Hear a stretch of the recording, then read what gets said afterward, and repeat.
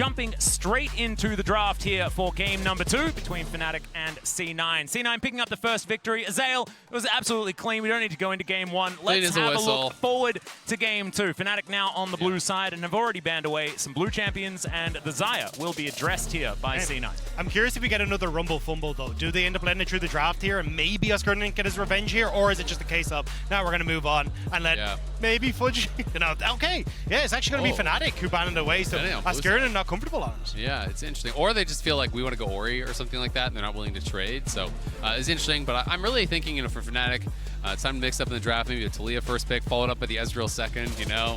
I like how dare you. Dag is just nodding along. He's like, okay. And then I say Ezreal, he's just, he just stop taking advantage of his jet lag, Azael. That's not very nice. The brain eventually caught up. He's like, wait just 1 second. Something's amiss here. Well, the Orianna isn't. She's going to be banned away, and we'll see what the first pick is going to be. If we were talking about some of the other series that we've seen, things like the Kai'Sa, certainly pretty high priority, but was kind of ignored in the last game. And there is the Syndra, so Humanoid, going towards the other Orb champion in the mid lane. Yeah, it did get banned away from M&S, I believe, in game number 1. So you know, definitely round. Something that can be strong in the early game. I'm really interested to see where Cloud9 do go from here. You know, what is the prio going to be with some of these big picks taken off the table? You know, what kind of a bot lane do Cloud9 want to play? Again, they're not really that style where they want to go hyper aggressive. So I would be more expecting something along the lines of the Kai'Sa for Cloud9 if they're going to go that direction. I think this is going to be M&S playing the K'Sante, and it's going to be Blabber Taliyah, but there is the possibility of flex. When you think back to their game against Mad, he did so well on the Taliyah in that. Really controlled the pace of the game, kept his farm high, was able to answer plays, was able to create plays of his own. So having a double flex here on 1-2 is always nice on red side because it makes it really difficult to answer for Fnatic because you don't necessarily know where things are going, right? This could be mid or top for K'Sante. This could be mid or jungle for Taliyah. I am curious, though. I was going to say, like, do they just go for something like the Renekton here, though, for Oscarnin? You're like, hey, look, even if we go into the K'Sante, we're happy. Then if you decide to go for the Jax, you're happy. So I think you're kind of leaving yourself open here a little bit as Cloud9 to say, hey, we can just take the Renekton now. And, hey, look, we've got great setup then for the Taliyah. Oh, sorry. Yeah. And then I think it does relatively okay into the Jax early. I think he can kind of manage, but the Jax does end up, as you say, snowballing later on in the game. Well, and we might just see a Renekton now for Fudge, right? You know, he could even just take the Renekton into the Jax if he wants. I know a lot of people online are not fans of that. A lot of pros are. They do feel that it's, you know, favored towards the Renekton, especially early. You can get that pressure rolling. It is going to be the Jarvan, though, as the pick here for Razork. So taking it away, Blabber obviously played it last game. Already you have a Taliyah. You have an easy, squishy target here who doesn't have a dash to be able to actually focus in some of these fights. And if you're thinking about some of the other options for Berserker, some of the best teamfight champions, Jarvan's also quite good against those. Sure, yes, Kai'Sa can ult out of that Jarvan ultimate, but it's not like a guaranteed easy thing to do. And it does require that ultimate cooldown. And I really like this from C9. Keep that flex alive, right? You might be a bit scared that the Renekton could be theoretically banned away to protect against the potential flexibility of M&S taking the K'Sante like he already has this tournament. But making sure that you're keeping Fnatic on their toes with those picks is going to be important. And there is the Aphelios ban. Aphelios Zeri could just be coming through here to really target Noah. Yeah, I think they just want him on the Ezreal again. You know, yes, they did get towards the late game, but that was mostly, it felt like, on the back of some misplays from C9 and some great plays from Humanoid. Noah, again, to me, felt fairly absent in that game. I can't really think of anything that he did that stood out. You know, and it's one of those things where I think C9 really want him in that type of matchup. Kai'Sa is also that kind of old school answer towards the Ezreal, so if you can push him into that preferential matchup, especially if supports are roaming, Berserker's going to be really happy in that 1v1 to be farming it up, to be getting ready for those team fights.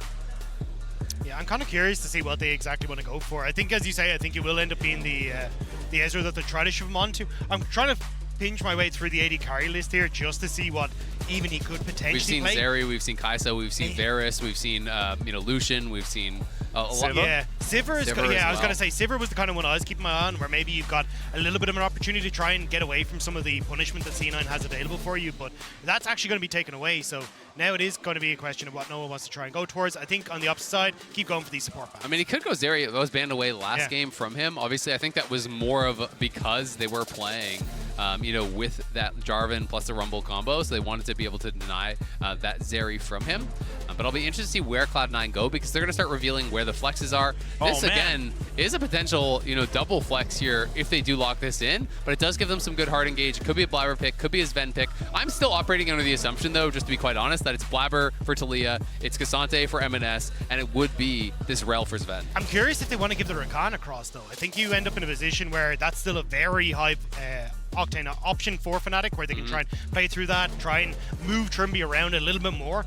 Although in the last game it was definitely Sven who was beating Trimby to the punch in a lot of those. So if we end up seeing this Ezreal then Trimby combo again, I want to see Trimby out on the map quickly. I will say though, if you go Ezreal and you go Rakan, then your lane is so weak. So maybe Cloud9 are kind of okay with that. Zeri again was banned out in that first game.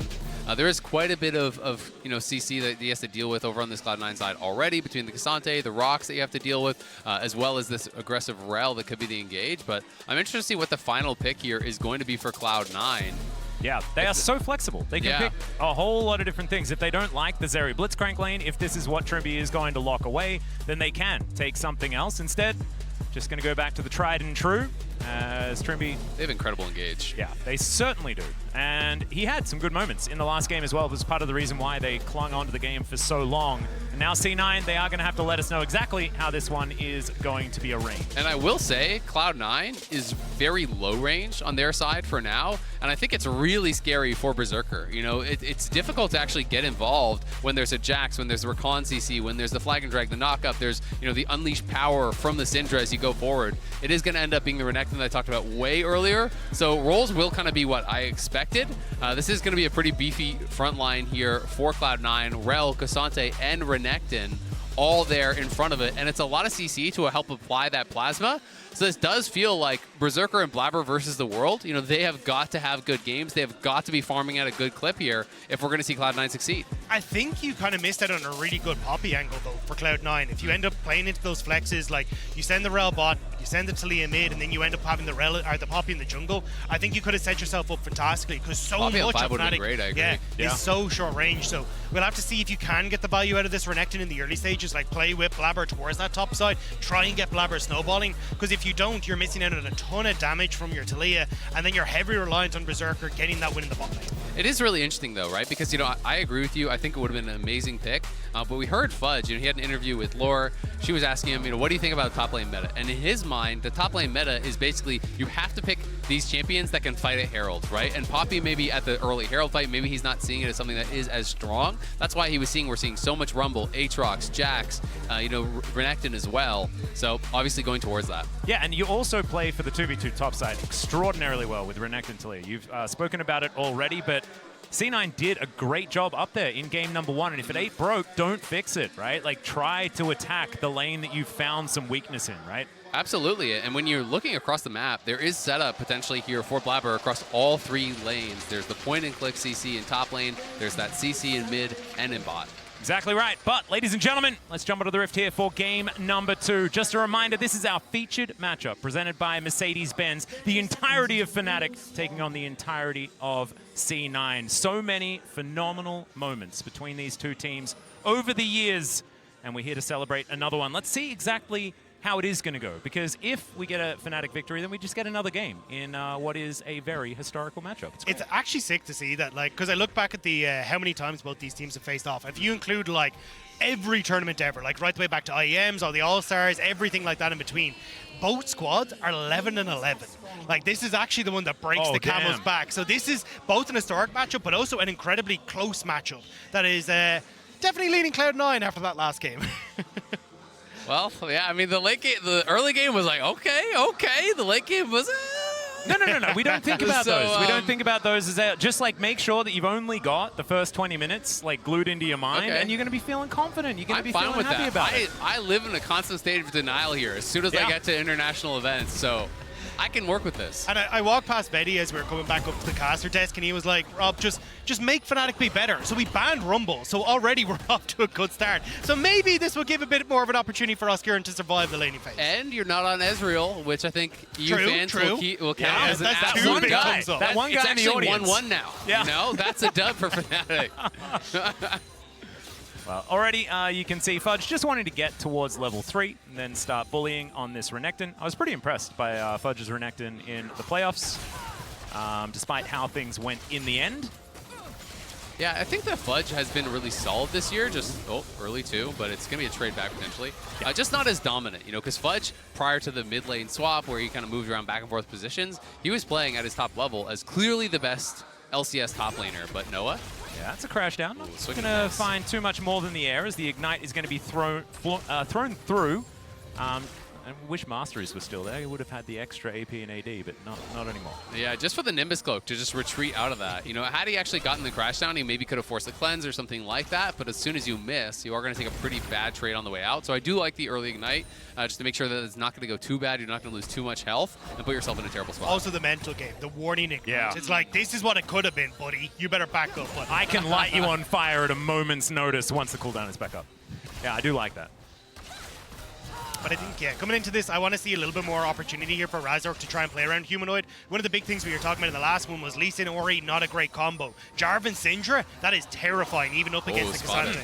Yeah, he's on vision. Crashdown is going to be interrupted there by the Grand Entrance, but still, Trimby taking a lot of damage. Berserker turning on him immediately. Nicely done. Yeah, Trimby stayed in a little bit too long. You know, normally on those trades in Rakan, you want to go in and you want to be able to jump back out when you're at 4 plasma, but he actually let that final plasma stack go off. Razork here lying in wait, but we'll see. They're going to move. Humanoid's coming. It's going to be a fight, potentially.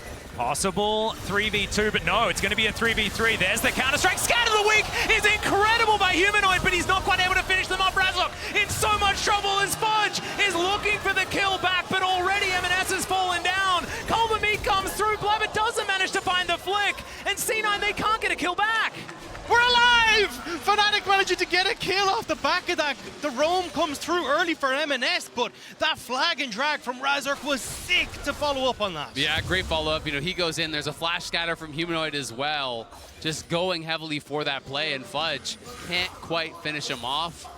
It looked like it was maybe a Triumph Heal or something did come through from Razork, and they couldn't actually finish it off. So, you know, it is this initial play where Blabber's trying to play the mind game, wait for that flip, couldn't actually get it. The double stun comes through. There's the flag and drag across 3. The flash in from Humanoid was key as well. Really nicely played there from Fnatic, but still was so close. It's really just that Triumph Heal that keeps Razork alive. Just about able to stay alive in that one. So Fnatic managing to step away. Don't get the crab in the end, but at least it is a big win for Fnatic, especially with that kill going across to Oscarinen. That's going to accelerate that matchup. He's got the Sheen now. These trades become far easier for Oscarinen to try and play through. Shu is now on the other foot. Bit of an early game advantage here for Fnatic. We'll see how they can play through it as the game continues. C9 still pushing pretty aggressively here towards this bottom side, and that is still going to be their avenue of victory. You know, Berserker is the guy that just has win condition written off across his forehead. See whether it is going to work out, because of course Zeri is, you know, one of those champions that does relatively well towards the later stages of the game. Humanoid just playing with M&S here in this mid lane, as you would expect at the early stages of this matchup. I do think my eyes are still focused on this 3v3 topside, though. Literally every flash in existence burnt up there, and it's like, hey, you've still got Razork up there, you still got a strong mid-jungle you try and play through. Even the opportunity, if like Fudge mismanages his wave and it starts to push out, Razork can try and get up into that position. So I think there's a lot of opportunities for Fnatic.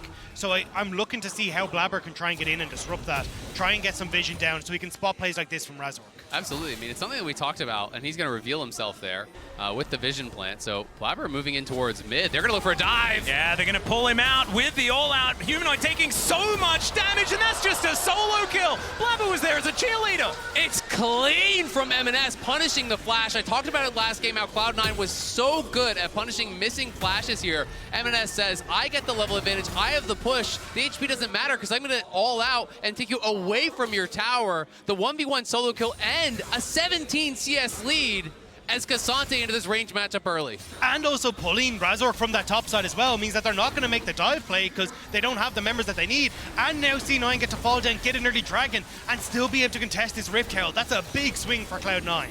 Oh, Razok is going to be spotted here. M&S going to push him away from this pit. I think he should be all right. M&S doesn't exactly have the largest health bar to deal with. As now he's going to get taken down. Noah grabs that kill. It's a 1-for-1 trade, though, in the end, as that flash was interesting, but it is not going to lead to a kill or anything like that. Sven, you're fine. And Fnatic just going to try and lick their wounds. Yeah, Cloud9 going to be feeling pretty happy about it at the end of the day. It is a trade back, but they got the Dragon on top. This is just great from M&S. He has the XP advantage, gets the push, W buffer into the ulti, over the wall. Everything hitting here. Just beautifully done from M&S, and Blabber was there to cover. And yes, they are able to eventually take down M&S as the Fnatic bot lane was moving up. Humanoid had arrived as well. Yeah, and I mean, look, at this stage, you think maybe you can get in there as Trimby, get the knock-up before the crash down comes through from Sven, but Sven gets it down, and even the flash away from the Scout of the Week as well is crucial there to make sure that he's able to escape. Exactly, that's what I was going to say. You know, he would have probably got CC'd up and potentially died because he was dismounted. He wasn't going to have that remount for a while, so you are fairly slow on that. But the gold right back to even. Cloud9, though, with the early objective advantage, and we'll see if they can do anything with that.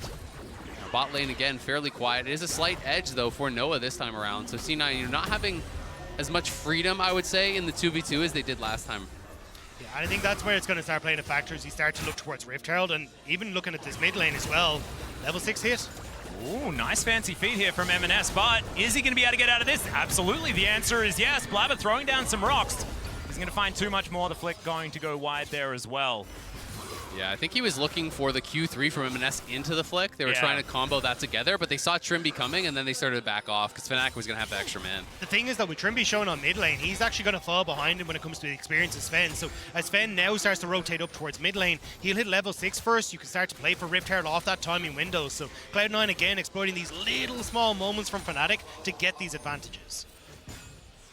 All right, here towards the top side, Fudge still having some push advantage, of course. Renekton in this matchup. This is the time where he's feeling good. This is his moment. Of course, very early game, not quite there, but late game is going to be where Oscarinen is going to be feeling a whole lot better. So just going to have to bide his time. Wasn't as good at that in the first game, but it looks like he's learning from it right now. Well, this is exactly what Cloud9 are looking for. They're going to go for a wraparound. They know that Counter-Strike's down for a little bit on Oscar, and now they're going to go for a 4-man dive. Yeah, Weaver's Wall does come on through there. The Counter-Strike now on cooldown. The Magnus Storm comes in, doesn't get a whole lot of value, but I think they've got enough men up here, and they are going to be able to grab the kill. Underneath the turret, Razok coming on in here, but that is not something you can defend. Yeah, I mean, if he tries to ult into that, maybe you kill Sven, but then you just die, so not worth it. It does mean, though, that Cloud9 had to pull off of the Herald, and now they're going to try to get a counterplay down on bot side. Berserker needs to leave because Humanoid is coming, and I'm not sure Berserker realizes it. Time to give up this farm. Yeah, okay, there he goes. Also, play defensively, you like to see. For Cloud9, they actually didn't get an opportunity to take the Rift Herald off the back of it because they pulled off and invested so much low health bars. So now Fnatic are actually going to be the ones back on the map to try and go for it. So at least Fnatic do get something, but this is nicely done by Cloud9. Ascurin knows that he's not going to be able to get away the second he sees Sven on that ward, so ends up kind of taking his pick of the litter. I think he shouldn't probably burnt the flash, kind of just accepted his fate there a little bit, but now we got the contest. Yep. It is a bit of a 1v1 for the Shellfish. As the flick is not Fnatic's going to faster, land. though. Yeah, Blabber has to flash. Does just have to flash. Has to get out of there. And that is going to be a lot invested for nothing gained. Trimby clearing out vision here as well. Fnatic, it feels like they're revitalized moving into this one. They're looking a lot better in this second game. It's 2 plates taken on bot side. Yes, you get that dive on top side, but it meant that Cloud9 didn't get the Herald. You know, so there is Fnatic, you know, fighting back much more heavily. And yes, Oscar still, honestly, even with that first blood, not doing that great in the 1v1. He is down that 50 CS because of that dive. You know, they were kind of able to get Fudge back into a better spot. But he's still in a massively better position than he was last game, and he's going to scale really well into the side lane, where Fudge is going to have a lot of trouble. I do think the next passage of play, though, is probably going to define a lot of this game, which is going to be the Dragon. You've got Rift Herald now up and available for Fnatic. They can try and play off of mid lane, where they can use the Herald, then start to lean in towards Dragon. They're already trying to set up vision in this bottom quadrant as Cloud9 to try and deny a lot of that, so I think Cloud9 going to look to see if they can try and fight this off of what will be their initial mythics coming through, but it's still going to be very, very tough with how much control Fnatic can have with Trimby, Razork, and even a Humanoid Scout of the Week. Absolutely. It's also, I've got to say, you know, when I'm taking early Dragons, I feel pretty bad when I see Hextech into Infernal combo, because those are the souls that I'm usually hoping for, right? You know, I do think that there's still some other great ones to get. You know, if I'm not going to get those, I probably want Mountain against what Fnatic has, because they have a lot of upfront burst, especially, you know, with the Syndra and these engage combos that are going to come through. So Mountain could potentially help you survive that, as they're going to look for M&S. Yeah, he's going to get knocked up. There is the CC combo. He's not going to die, but he will take a fair bit of his health bar in damage. Ulti held onto here by Humanoid. And that's the nice thing about First Strike in these matchups. You know, when you're playing up against a tank here like Asante, you're just farming gold off the guy, right? He has the early Leandries. He's getting that gold acceleration. Blabber here looking for a potential anchor for the ulti to try to cut off Humanoid. There it is. Yeah, it is going to come on through here. Trimby finds the grand entrance onto Sven, just trying to keep him in position. Razork over the wall. There is the Magna Storm, but doesn't get a lot of value. The flick does come back from Blabber, but Sven's already dead. The all-out comes on through, and Razork's just out of there. Fnatic, they've just turned it around here in this early game this time. I mean, Trimby tanking up the turret as Razork gets pulled underneath. It means that Razork doesn't actually take the terror shots. He's able to flag and drag, and now Fnatic turn over towards the Dragon. Big play for Fnatic. Yeah, really close fight, though. You know, both Razork and Trimby getting out with really low HP. Cloud9 just can't finish off those kills, which really hurts because it means they lose the fight, they lose the objective after, and Fnatic in a much better position. Humanoid was trying to hold on to the splash as long as he possibly could because Trimby's just playing bodyguard. He's trying to delay Sven, but when Sven eventually does get in range there, he knows he has to flash back. But it does mean there's the immediate turnaround. Sven flashes out, but the ulti is there to finish, and then in comes M&S with the ulti pulling Razork back, but the flag and drag is back off cooldown. Trimby barely survives, Razork barely survives, and Fnatic get the Dragon. A huge win. And it's so frustrating as well for C9 because the more you just barely miss out on these kills, the less of those opportunities that you have because you miss out on all of the extra gold, and that snowballs on top of itself, and then you get a difficult situation. Well, and here's one thing I will say that does make it more difficult against this sort of comp as Trimby. Trimby going to be interrupted there. He's burning, and that is going to be Blabber picking that one up. So yeah, wasted flash. That was such a late flash and going to be going down anyway. But one of the things that makes this difficult is that there's not that much damage, you know, in that kind of core 3 without Berserker. And if Berserker's not going to be joining the fights, well, they are low on damage. And now TP coming in to answer. Nice little bit of pressure there from Cloud9. They don't commit. They just back off as soon as the TP comes through. Razork's here, though. Oh, a little bit of trouble. Sven's going to be interrupted. Can't hex flash that one. That's another kill for Noah M&S. He has to flash over the wall. He will do so. That'll keep him alive. But that is more money for the Zeri, and we all know what that can lead to. And this is the champion that Noah's felt confident on all year. When you think of Noah, it was the Aphelios when he first joined the league, but also this Zeri that he's looked fantastic on. Now, having that early 2 kills and getting a bit of control in this bot lane is going to be huge for the Fnatic AD card. I mean, it's massive for him, right? And he was kind of gifted those 2 kills. He's just been chilling bot lane farming, able to kind of have the action come to him. Fudge in some trouble here.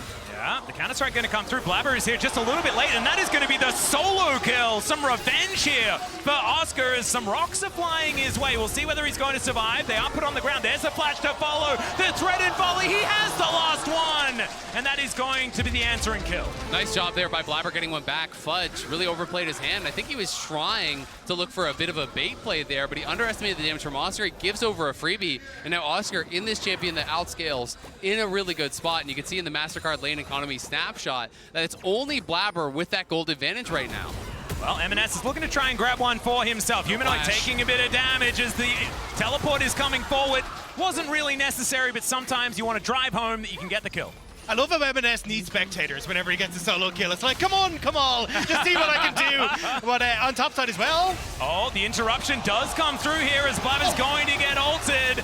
Okay, can the fancy feet actually work out here is the question. The answer is no, but it looked kind of cool for a few moments. That's going to be the kill in answer there from Razork. It is a shutdown, but it does cost him a couple ults, and Blabber did actually secure the top lane tower. So Blabber is super rich right now. He already has his Rylai's done, so that's 2 items done before either the mid laner is even close to actually completing that. So Blabber is going to be the big carry here, the big hope for Cloud9. And M&S trying to defend the red buff because you can see the Cloud9 bot laner coming out from base. They want to be here to support, and off of that bot lane kill, Fudge just stayed bot to push the bot lane tier 1, and it was M&S who backed. And this is where flashes become so important for Cloud9, because if Fudge has flash to CC Humanoid, to CC Noah in a fight, even if you look at M&S, actually, Fudge may need to get on out of there. He's all right. I think that's where you're going to be able to set up for Blabber, right? And I think that's the big point to focus on is, can these big mega tanks in the front line get onto the back line and set up for Blabber to be that card? Absolutely. And when Berserker joins, how effective is he going to be? Because Noah got these 2 kills. Noah's been accelerated.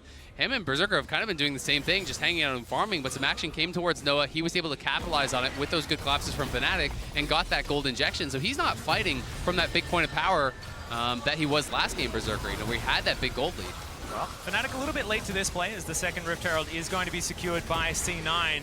The game extraordinarily even. It is just the 1 extra turret, but the extra money that Fnatic have been able to pick up has certainly worked out for them. And I'm going to say, win or lose, the narratives around Blabber internationally need to die. This guy has really shown up at Worlds. I think he has played incredibly well for Cloud9, and he's well on his way to being, in my opinion, the best NA player ever. I think if he continues on this trajectory, that is going to be where we end up. He has been really stalwart for Cloud9, turning in another great performance last game, another great performance this game, was great against Mad, was competitive against LNG. You know, this guy is a far cry away from that jungler where people would call him, oh, he's a coin flip jungler, he's going for the crabs, you know, these kind of memes.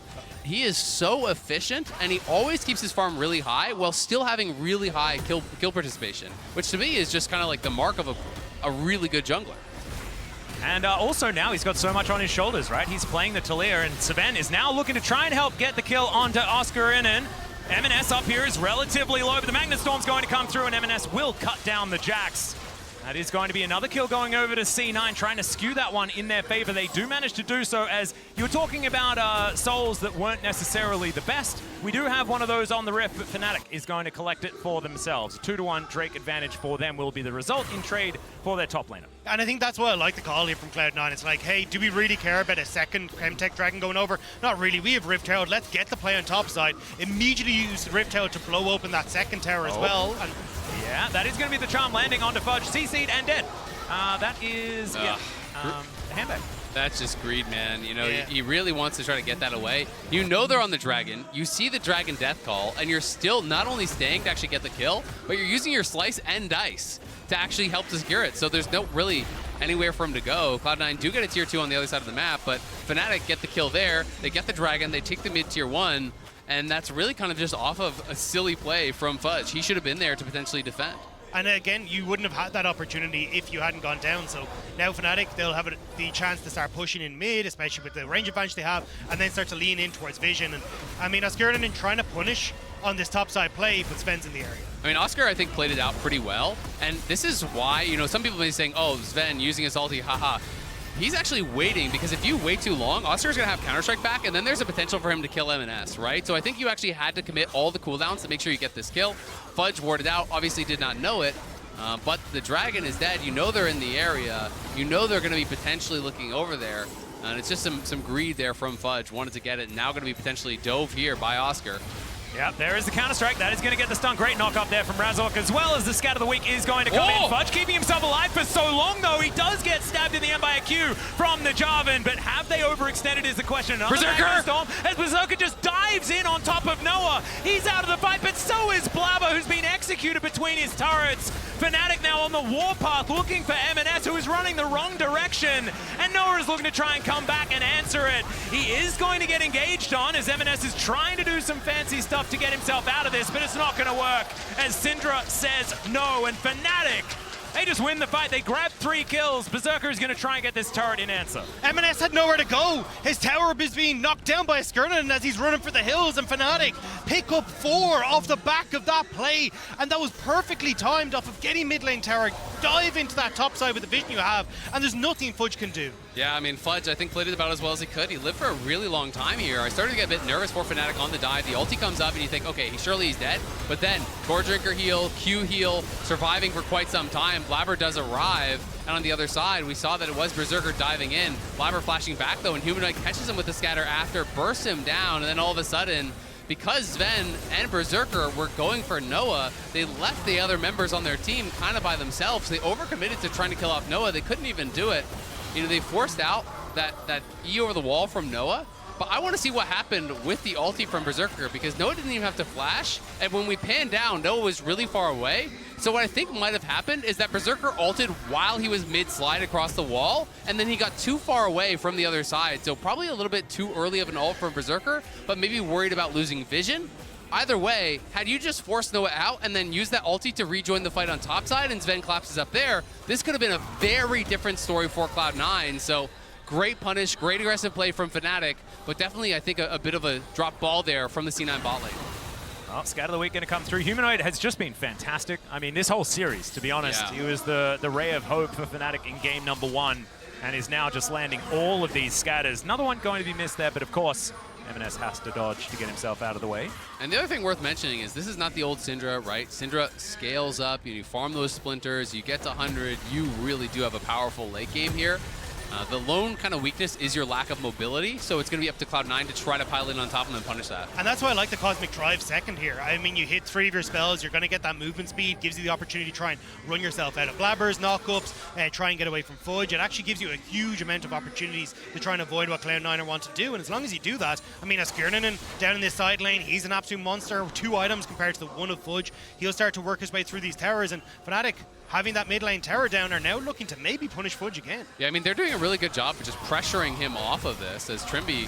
Yeah, doesn't have a lot of options. Has to use the quickness for the extra movement speed to get himself out of the way. So that is a decent cooldown that C9 have picked up, but they lose their inner turret, and that is more money going to Fnatic. They're maybe starting Baron. They're actually pinging towards it. They're just going to start this up. They know that Fnatic was fully on bot side. I don't know that they can kill this fast enough, though. I don't think this is going to work. There's no one even tanking it for Blabber right now. And double TP is going to be available. There is no vision. As I think this might just be a Hail Mary. Let's see what can happen. Is the turn going to come through from C9? And instead, they're just going to get themselves out of here if they can. Sven trying to do what he can to keep them away as he dives in. There's the Magnus Storm, but where's the follow-up? The rest of C9 looking to move on over, and that is the Baron secured by Fnatic. Thanks for the leash, I guess, as Noah is looking for even more. Blabber's going to go down. M&S might be able to get one, but the answer is no, because there's a Mega Blast Cone down there to keep the Jacks alive, and now it is a disaster for C9. The Crocodile goes down once again, and Razov just needs 1 Q or a smite to take down the kill onto Berserker. That went from bad to real bad real fast. This worked for Cloud9 against Mad Lions, and they were like, hang on, maybe we can pull it again against the EU team, but it's not the case. Fnatic come into the area quick, and they punish C9 fast. Yeah, I thought that C9 was just going to try to get a Fnatic TP and then just back off, right? I thought that's all they were going to be looking for, but they tried to actually set this up. Sven goes in for the re-engage, but the Baron has just been leashed for Fnatic. Sven, sure, it's a multi-man engage, but no one's there to follow up. Blabber and Berserker are not in range whatsoever. They try to file in here to get there, and they just get hard engaged on. So this is an absolute disaster from Cloud9. I didn't feel like the game was in that desperate of a spot, and now Blabber's just going to get one shot. That's there's a lot of power to unleash there, and you saw Blabber wasn't able to handle it, and it's just going to be a quick pick-off there for Humanoid, who is just running away with this game. It's donezo. I mean, you're so strong here as Humanoid. 7 kills now, 10 stacks on the Dark Seal. And again, you don't really have the opportunity to try and play outside lanes, or as Cloud9 try and have like some big wombo combo to bring you back into this, right? You were reliant on Blabber being that damage dealer, having the setup from Cloud9. But with Fnatic having control of the map, finding those moments is so difficult, especially when you're going to start seeing Fnatic taking over now. And I guess that was Cloud9's read, right? Because they couldn't have thought that that was like a smart play to make, right? I do think that their read must have been, we are just going to lose this game slowly through side lanes. We can't actually do anything about this Jax. Time to flip it. And if their read is the game's over, then sure, but... Whoa, they're diving in. Berserker is in a whole host of trouble, but he ults to get himself out of the way, and Razok is just going to die. C9 just pick up the kill. A little bit overly aggressive there in the enemy base. I mean, a mistake there from Razork and Trimby, but actually might cost them more here. Oh, the flank angle here from M&S as well, as Humanoid is going to get picked out of position. The all-out comes through. The flick will be available, and there's some revenge for Blabber. C9 grabbing 2 picks back-to-back, and they might be back in some form of control. Both shutdowns there. I'm not going to say control. They're still down 6K. The Baron's still on 3. That's why I went with the some form of. Some form. You know, there's a little bit of form of control where you have no control. Yeah, the control where you have 5 people, they have 3 for the next little while. Okay, yeah. Yeah, I don't know. I mean, look, it happened in the last game where Fnatic got 1 or 2. It kind of started to come back, but here's the thing. I think that the compositions are so different, right? I believed in the Orianna more because Humanoid was playing so well, and he was on a pick that I think A, had great wave clear, and B, had really huge team fight impact. I'm just struggling to see who is it going to be that can kind of get this across the finish line. It would have to be a comedy of errors from Fnatic, because really, as I said, if Kai'Sa's not playing from ahead, it's difficult to ever even enter the fights. And this is why I want to go back to your point about the Baron, because I actually do think for Cloud9, if you actually had Fnatic full resetting like we saw against Mad Lions, where Mad Lions got Dragon, reset, and Cloud9 suddenly get Baron, suddenly turn the game around, that could have been their moment. So I actually like the Baron call from Cloud9. As you say, I think it's a case of, at this stage, even with picks like this, I don't really see a way for Cloud9 to try and bring themselves back into this game. Yeah, it's really, really tough, right? So, you know, you always have to keep in mind what the player's evaluation is in the game state. And if you think the game's already lost, then any play with some small chance is going to be better than doing that. And I mean, look at the total damage done here. It has just been Humanoid just poking away at M&S all lane long, farming so much gold with the first strike, and he's in a great spot. And C9 got nothing to do but look for plays. We'll see if they can find one here. Yeah, Oscar is going to use that counter-strike, try and keep himself up, is able to leap strike towards the ward to get out of the flick, and he'll be A-OK. Oh, Jax things. Absolutely fantastic. He's going to be fine. And Fnatic now look to move into the enemy jungle here towards his top side. 4-man strong, as Razok is going to pull himself over to his flag. Now look to open up the base of C9. They're fresh off a bit of a back here, though, so they might be able to get it. Yeah, exactly right. Teleport to come through from Fudge. Here's the last-ditch effort as they dive in. Magnustorm is decent. They know exactly who their target is. Flash now down onto Humanoid, but Noah is the one popping off. They managed to get the Syndra, but can they actually win the fight is the question. Trimby going to try to get locked down, but it's Noah that's the one that needs to be under control, and it's not going to happen. Fnatic just roll over the top. It's a double kill for Razok in the end, and Fnatic are done with this game, I think. I think they're going to look to end it here.